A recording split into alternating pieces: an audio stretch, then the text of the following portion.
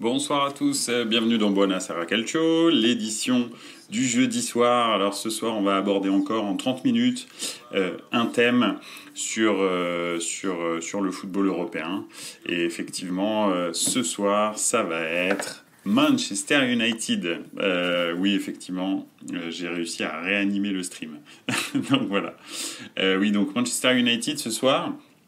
On va voir un petit peu, je sais pas, j'ai regardé leur dernier match, j'ai pas regardé que ça, mais j'ai regardé leur dernier match contre Arsenal et effectivement ça m'a inspiré en me disant est-ce que finalement Manchester United est revenu à son niveau finalement ou en tous les cas est-ce qu'il est sur le chemin du redressement.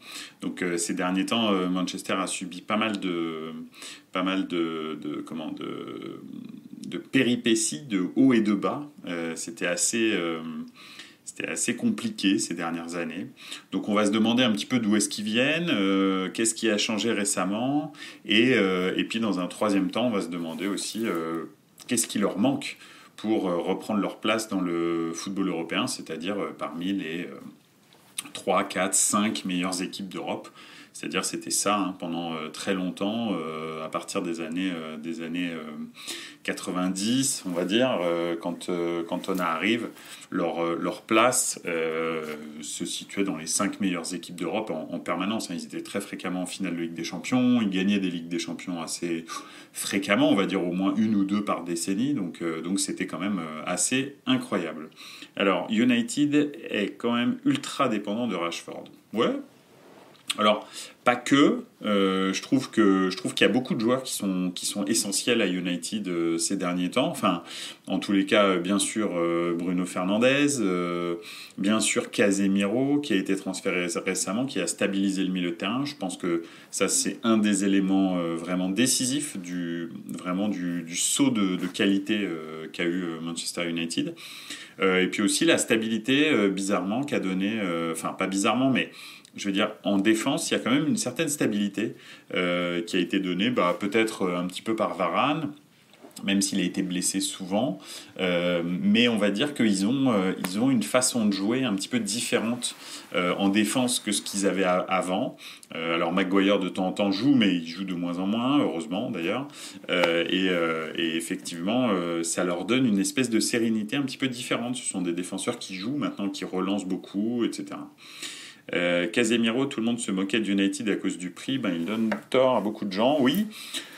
Alors le prix, il y a plus de, très honnêtement, il n'y a plus de prix avec les clubs anglais. Les clubs anglais ont leur marché particulier parce qu'ils ont des moyens qui sont démesurés par rapport à l'ensemble du football européen.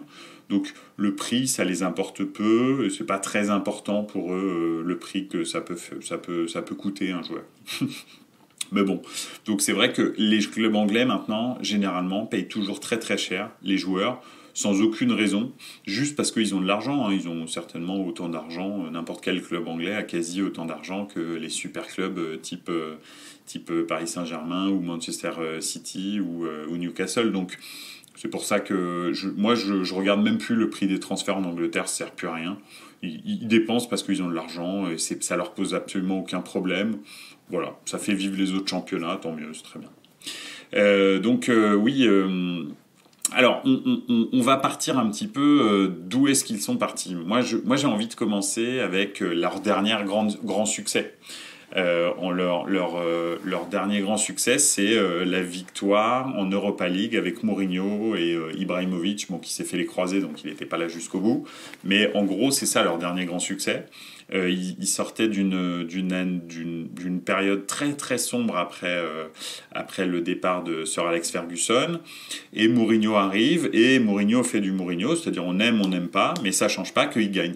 Il gagne même avec Manchester United, et cette équipe, la même équipe l'année suivante, termine, je crois, 8e ou 9e du championnat. Et en l'occurrence, le Manchester de Mourinho termine 2e et gagne la Ligue Europa. Donc on a beau dire ce qu'on veut sur Mourinho, oui, absolument, c'est l'anniversaire du Special One aujourd'hui.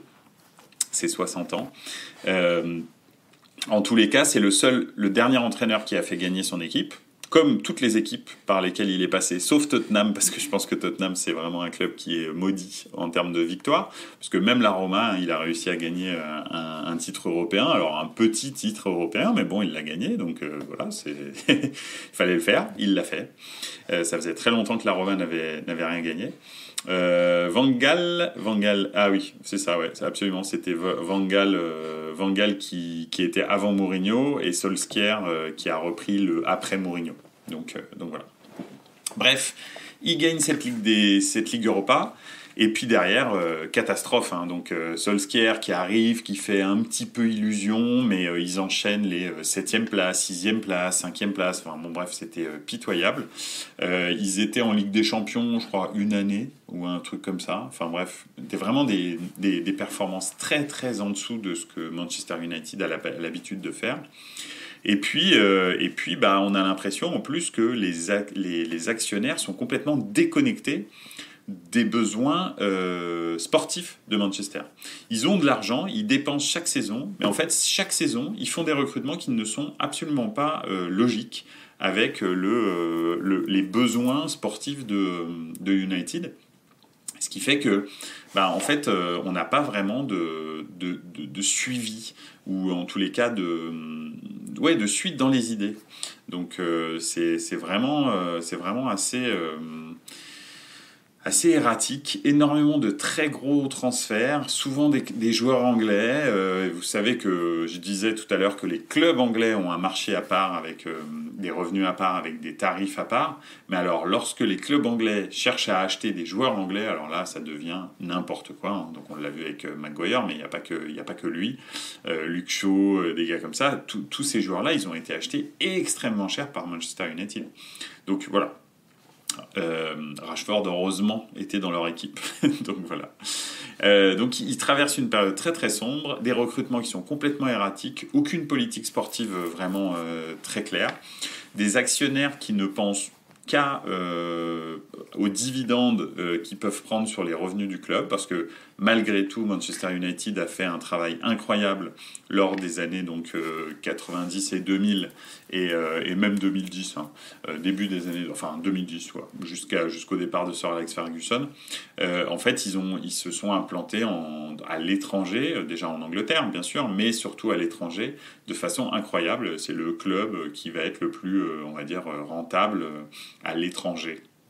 Et donc les actionnaires américains sont ultra focus sur ce qu'ils gagnent et comment est-ce qu'ils remboursent le prêt qu'ils ont fait en remboursant ce prêt avec les revenus de Manchester. C'est ça qui est incroyable, c'est qu'en fait Manchester se rembourse lui-même en fait. Ils se sont juste portés caution en vrai, les propriétaires. Donc c'est assez spécial. Et puis, je pense que la poule aux œufs d'or commence à péricliter un petit peu là ces dernières années. C'est-à-dire que Manchester, avec une crise de résultats tellement longue, commence à perdre un petit peu son attractivité auprès des fans, son attractivité auprès des sponsors, etc., etc.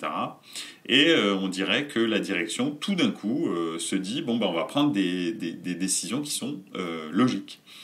Et donc, il recrute quelqu'un comme Ten Hag en se disant, lui, au moins, il a un vrai projet de jeu et il va pouvoir effectivement avancer avec ça. Alors, dans le même temps, hein, il recrute Ten Hag, quelques mois avant, parce que donc c'était en fin de saison plutôt. Il recrute Ten Hag et puis dans le même temps, quasi, il recrute Cristiano Ronaldo. Et là, je me suis dit, alors là, c'est parti. Là, en fait, ils font tout et leur contraire. Donc c'est vraiment, il recrute un entraîneur qui prône, qui est très dogmatique. On en avait parlé il y a quelques semaines dans Buonasera Calcio.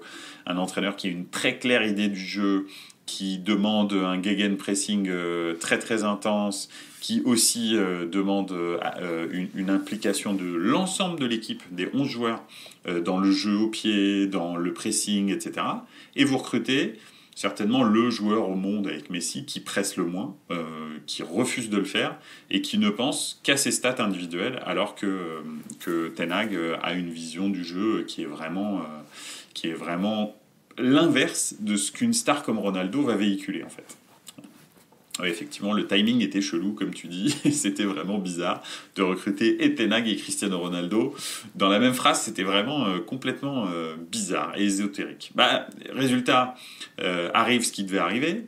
Et je pense que Ten Hag, bah déjà, d'une, je voulais lui tirer mon chapeau. Alors, il s'en fout complètement que Mehdi de Buenos Aires Calcio lui tire son chapeau, mais quand même, parce que il a fait preuve de courage en parlant à Ronaldo et ne le faisant pas jouer, tout simplement. En lui disant, bah voilà, tu joues pas, tu corresponds pas à ce que j'attends de mon jeu, et donc il ne rentrait qu'en fin de match. Alors ça a concouru à lui faire péter les plombs, hein, et c'est arrivé à cette interview complètement lunaire où il dézingue à peu près tout à Manchester. Donc après cette interview, si vraiment on rentre dans le détail de cette interview, il y a des choses quand même qui sont très très intéressantes et qui montrent un petit peu ce qui manque à Manchester pour revenir au haut niveau. Donc, effectivement, on est parti de la dernière victoire de Mourinho, un désert de résultats et de politique sportive, puis ensuite l'arrivée de Ten Hag, quelqu'un qui a du courage. Finalement, la direction, sentant tourner le vent, se dit « Ok, bah, on va pouvoir... on va le suivre ». Parce qu'en fait, finalement, ils se sont aperçus que les supporters étaient plus derrière Ten Hag que derrière Cristiano Ronaldo. Donc c'est plus de l'opportunisme, je pense, que vraiment une espèce de stratégie élaborée, vu que c'est eux qui ont recruté Cristiano Ronaldo complètement à l'inverse du recrutement de l'entraîneur. Donc voilà, donc je pense que pour l'instant ils surfent sur la vague la direction en se disant bon bah Ten Hag il fait du bon boulot, on joue plutôt bien, on est dans les places Ligue des Champions, bah écoutez pourquoi pas le suivre. Il a fait quelques recrutements encore. Alors Casemiro était très très intéressant, c'était vraiment ce qui leur manquait. Il leur manque encore, je pense, un défenseur central. Et je pense aussi, très honnêtement, qu'il leur manque un vrai numéro 9. Ils n'ont pas vraiment de numéro 9, ils ont des milieux offensifs, voire même des attaquants rapides de transition. Mais un vrai numéro 9, ils n'en ont pas. Donc, alors oui, on avait parlé de, comment il s'appelle, Weghorst, qui vient d'arriver. On va voir ce que ça donne. Je ne suis pas convaincu, mais écoutez, pourquoi pas. Faut voir ce que ça donne. Après, il y a un truc aussi, c'est que Ten Hag, non seulement il a tenu bon, il a fait preuve de courage, il a mis en place un vrai plan de jeu. Oui, doublé hier soir, ouais, c'est vrai. Mais c'était en Cup, hein, c'est ça? Il me semble que c'était en Cup hier soir que Manchester jouait. Donc contre une équipe, on va dire, modeste. Mais c'est bien de commencer comme ça. Mieux vaut commencer comme ça qu'autrement. Donc il est donc... Non, alors, il y a une question dans le chat. Il vise quoi comme résultat cette saison? Non, il vise effectivement de terminer dans les 4 premiers. Hein. Manchester doit être en Ligue des Champions, donc ça c'est très clair. Ils y sont en plus. Donc voilà, je pense qu'en plus les autres équipes autour se trouent un peu. Donc il n'y a pas de raison qu'ils n'y arrivent pas, très honnêtement. Et puis en plus, ils ont un très bon niveau de jeu, je trouve. Hein. Je trouve contre Arsenal, s'il y avait eu match nul à la fin du match, très honnêtement, voire même victoire de Manchester, j'aurais pas crié au scandale. Arsenal a forcé son destin, mais maîtrisait pas tant que ça le match. Donc honnêtement, ils me font plutôt bon effet, je trouve. Donc voilà. Alors, pour reprendre un petit peu le fil de ma réflexion, il a mis en place un fond de jeu relativement clair, avec, je vous dis, des grosses phases de pressing, du jeu en transition. C'est pas encore une équipe qui aime avoir le ballon. Pourquoi? Parce qu'en fait, pour l'instant, derrière, ils n'ont pas des super relanceurs. Honnêtement, c'est pas génial. Et ils doivent travailler, je pense, vraiment sur un numéro 9. Alors, on va voir Weghorst. Et ensuite, surtout, un vrai gros défenseur central, en plus de Varane. Et surtout, le problème, c'est que Varane commence à être un petit peu en fin de DLC. Donc, il va falloir... il va pas non plus leur faire 4 saisons à très haut niveau. Je pense que s'il en fait encore une, c'est déjà pas mal, sans être blessé, on va dire, 80% de la saison. Donc voilà. Donc il leur manque ça, mais il a ressuscité des joueurs quand même. Très honnêtement, ce qu'il a fait de Rashford qui avait disparu complètement, hein, honnêtement, il était pas bon du tout depuis plusieurs années maintenant, plusieurs saisons. On va dire que l'Euro 2021 et ce penalty raté l'a terminé, mais ça faisait très longtemps qu'il était hors de forme et pas vraiment dans le coup. Il a vraiment ressuscité, il en a fait un petit peu sa pièce maîtresse, donc franchement pas mal, en attaque en tous les cas. Après, au milieu de terrain, c'est vraiment Bruno Fernandes, Casemiro, les pièces maîtresses, et après le troisième, on s'en fout un peu. Et puis en défense, il faut vraiment Varane. Le goal, bah, c'est pareil, c'est quand même pas top niveau. De Gea, c'est pas mauvais sur la ligne, on va dire, il a des bons réflexes quand il doit pas se déplacer, mais en revanche, dès qu'il doit se déplacer, il y a but, hein. Donc c'est simple, c'est pas compliqué. Dès qu'il doit se déplacer, il y a but avec De Gea. En revanche, s'il doit faire preuve de réflexe instantané, vous regarderez, hein, sur la ligne, bouger ses bras et tout, il est plutôt bon. Donc voilà, mais après, il est pas très bon dans les sorties aériennes, il a quasi aucune mobilité, il fait pas de sortie, au jeu au pied, c'est pas terrible. Donc bon, c'est pas génial. Ils doivent travailler encore sur plusieurs postes, mais en tous les cas, le fond de jeu est là. Ils savent quoi faire, et puis maintenant, bah, il va falloir qu'ils prennent confiance en eux pour pouvoir de temps en temps avoir des phases de possession et vraiment être dangereux. Parce que souvent, quand ils ont la balle, ils sont très, comment dirais-je, ils sont assez inoffensifs. Chose qu'Arsenal, par exemple, a eu pendant très longtemps. Arsenal avait très souvent la balle, mais était complètement inoffensif. Et là, maintenant, quand ils ont la balle, ils arrivent, en fait, très rapidement à créer des différences. Alors, en faisant du 1 contre 1, mais pas que, en faisant une multitude d'appels. Pour l'instant, les joueurs de Manchester sont peut-être, certains, encore un petit peu feignants dans leurs appels. Alors, est-ce que il va réussir à réveiller un petit peu tous les milieux offensifs qui se sont empilés du côté de Manchester, milieu offensif attaquant, ouais, ils ont fait une énorme erreur de prendre Anthony, flop total.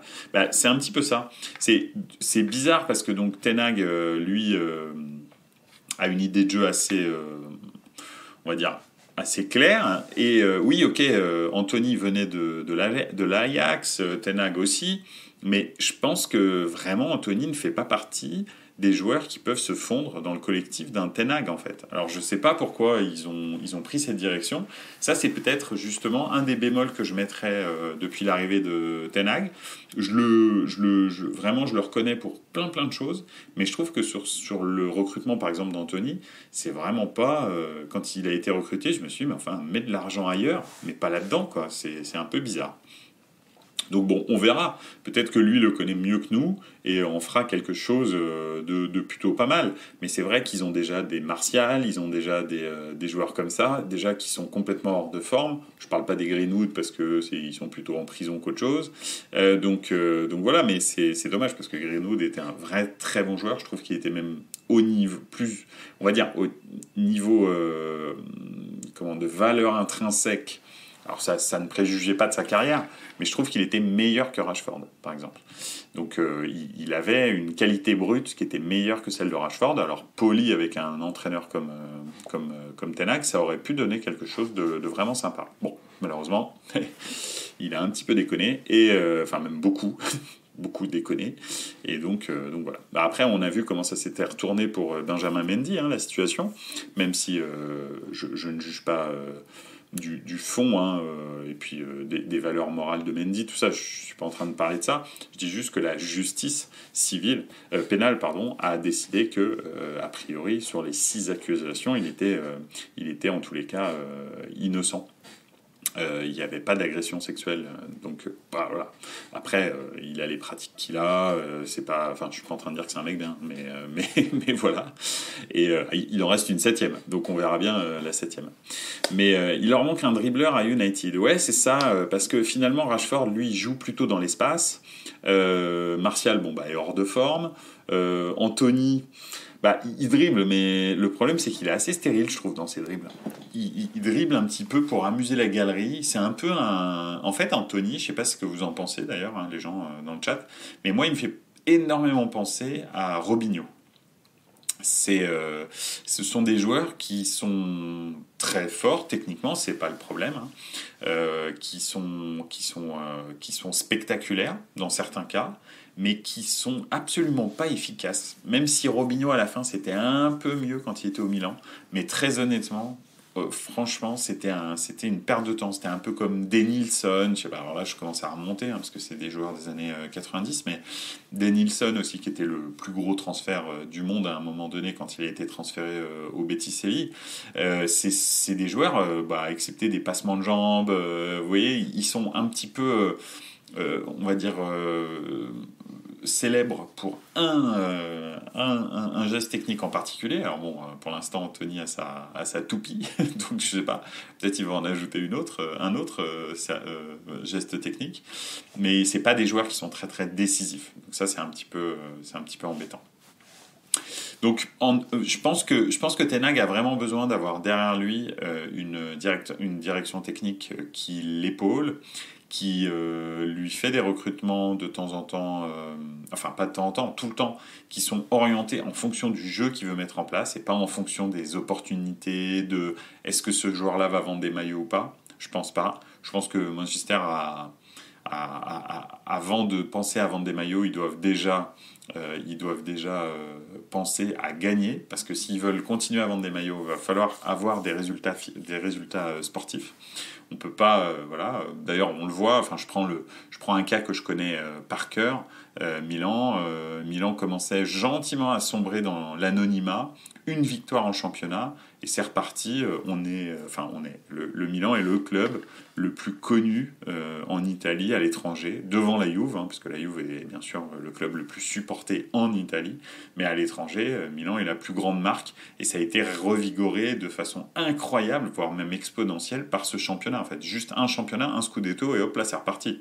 Donc voilà, ils ont explosé leur chiffre d'affaires dans tous les sens, en Asie, au Moyen-Orient, en Afrique, etc.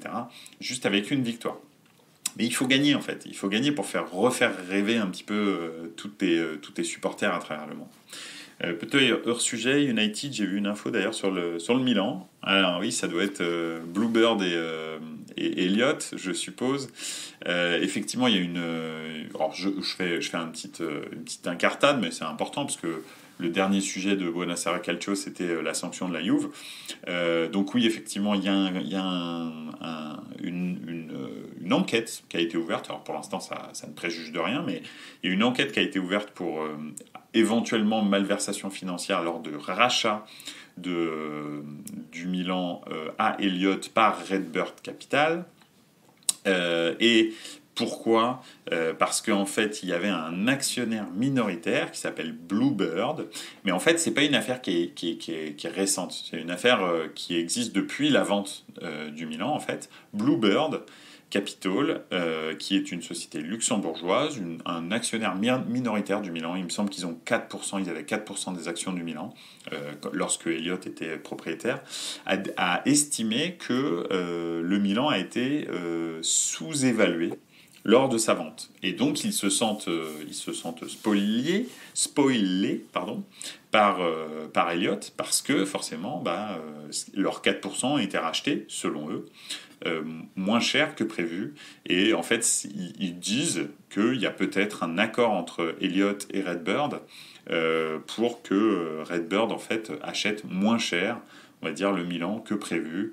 Bon, c'est typiquement financier, et ça n'a pas, contrairement au dossier de la Juve, ça n'a pas d'impact sur le sportif, hein, parce que donc le prix d'achat du Milan ne préjuge pas du budget qu'on a, du salaire des joueurs, éventuellement le fair play financier, etc. Ça n'a strictement rien à voir là-dedans. Donc c'est pour ça que oui, il va y avoir une enquête là-dessus, et peut-être que Elliott sera sanctionné, devra payer une amende, ou en tous les cas des dédommagements à Bluebird. Ça c'est possible, mais ça ne sera pas un volet sportif. Il n'y aura pas de volet sportif dans cette affaire, a priori, hein, je ne peux pas vous dire, mais a priori il n'y a pas de volet sportif dans l'affaire Bluebird-Elliott. C'est vraiment un volet absolument financier. En parlant du United, CR7 qui veut maintenant les 19,7 millions que lui doivent la Juve. Oui, alors bon, je pense que Cristiano il fait pas de cadeau parce que derrière il se voit un projet, il se voit pas un projet, un destin de grand homme au-delà du football, un grand investisseur, il veut devenir homme d'affaires et en fait c'est aussi pour ça que c'est dans ce sens-là qu'il va signer en Arabie Saoudite. Parce que bah oui, on crache pas sur 200 millions par an pendant 2 ans, donc voilà, parce que derrière ça va lui donner des moyens encore plus grands pour pouvoir vraiment devenir quelqu'un d'important dans le monde des affaires. En tous les cas, c'est ce qu'il veut faire, et je crois que même j'avais entendu dire qu'il se verrait bien aussi en politique, hein. Donc il a absolument aucune limite, hein, Cristiano, mais on le connaît, hein. Donc voilà. Oui, donc pour revenir à United, alors on va se demander maintenant qu'on a fait un petit peu le bilan, qu'est-ce qui leur manque? Bah, il leur manque de la confiance, il leur manque une direction technique donc qui suit vraiment de façon un petit peu cohérente le projet sportif de l'entraîneur, et il leur manque une vraie figure dans la direction, autre que le manager, pour l'appliquer, pour l'appuyer lorsque de temps en temps il a des conflits avec les joueurs. Et effectivement, tu as tout à fait raison, il manque aussi un banc. C'est vrai que le banc de United n'est pas du tout, je trouve, hein, au niveau d'un grand d'Europe, hein. Très clairement, quand on regarde le banc, on se dit bon, ok, c'est vraiment bidon. Et même leur 11 titulaire finalement est pas spectaculaire. Il y a des très bons joueurs, franchement, il y a des vrais très bons joueurs. On va dire Rashford, on va dire Bruno Fernandes, Casemiro, Varane. Luke Shaw, j'ai beaucoup de mal à avoir un avis définitif sur lui. De temps en temps, j'avoue que je suis impressionné par ce qu'il fait, et de temps en temps, mais il passe à travers, mais de façon incroyable. Et donc j'ai beaucoup de mal. Donc il y a 3-4 joueurs qui sont vraiment très haut niveau, je pense, vraiment très haut niveau. Et puis peut-être 5 joueurs de haut niveau. Et puis à côté de ça, bah, il y a 6 joueurs pas terribles. Donc non, pas Maguire. Maguire fait pas partie des joueurs de haut niveau, pas pour moi en tous les cas. Donc voilà. Donc c'est vrai que il leur manque ça, il leur manque un banc, des joueurs vraiment continuer à consolider l'effectif avec des bonnes recrues qui sont dans l'esprit et pas du bling bling. Il faut juste des joueurs. Vous voyez par exemple un Højbjerg qui vient de Tottenham à Manchester United, en plus de Casemiro et de Bruno Fernandes, je pense que ce serait parfait. C'est ce type de joueur qu'il faut, c'est-à-dire des joueurs de sacrifice. C'est pas une star, Højbjerg. Mais en revanche, Højbjerg, il court. Il fait ce qu'il peut. À Tottenham, il est un peu tout seul au milieu de terrain, mais il est impressionnant. Moi, heureusement, parce que le pauvre, il y a Bentancur à côté de lui. Bentancur, des fois, j'ai l'impression qu'il est à l'arrêt de bus, il attend le bus. Enfin, je sais pas. Je me demande ce qu'il fait sur un terrain de foot, lui. Donc bref. C'est ce type de joueurs qu'il leur faut, c'est des joueurs un petit peu besogneux, des joueurs de devoir.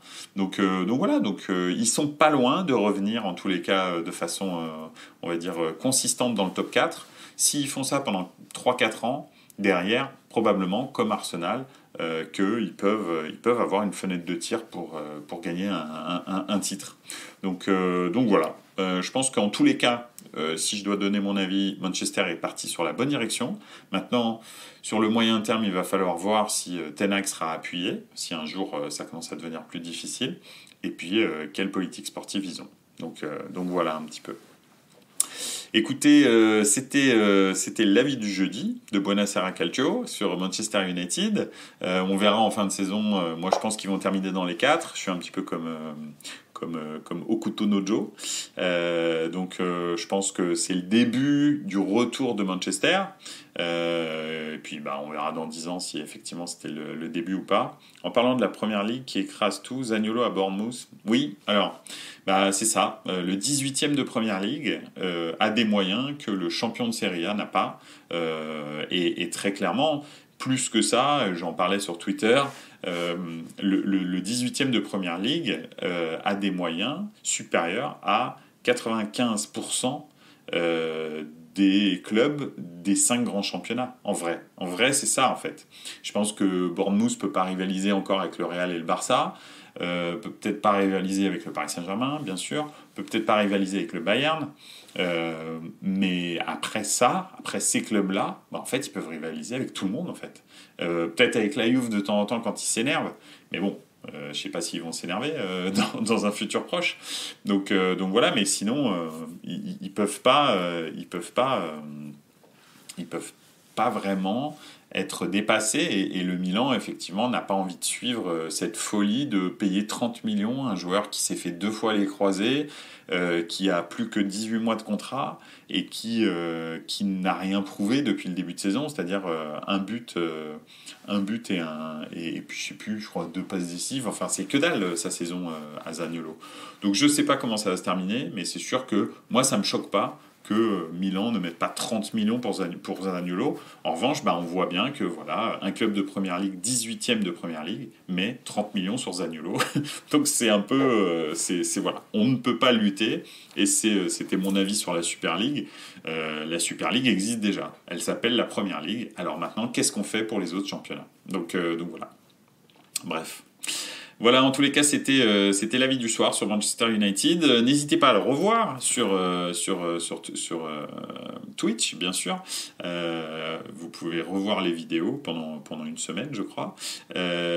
Cet avis va bien sûr être posté en podcast très rapidement sur Apple Podcast, sur Deezer, Spotify, Podcast Addict, Google Podcast, bref, toutes les plateformes de streaming de podcast.